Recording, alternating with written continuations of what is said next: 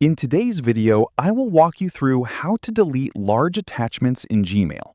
Before we jump into this quick tutorial, tap the link in the description below to follow along. And let's get started. To begin, go to the search bar at the top of Gmail. This is where you can search for emails based on their size. To find emails larger than a specific size, type larger : followed by the size you want to search for. For example, you can enter larger : 10M to find emails larger than 10 megabytes. Press Enter, and Gmail will display the messages that match your search. Now, review the results and identify the emails you no longer need.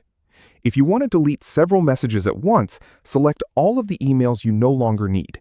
You can also click the checkbox at the top of the message list to select all emails currently shown on the page. After selecting the messages, look at the toolbar at the top and click the trash icon. The selected emails will be moved to the trash.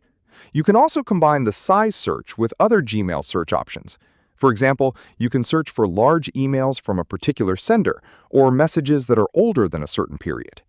And that is how you reclaim your Google storage without losing your mind. If this saved you from buying a storage upgrade, hit that like button and subscribe for more tech tips.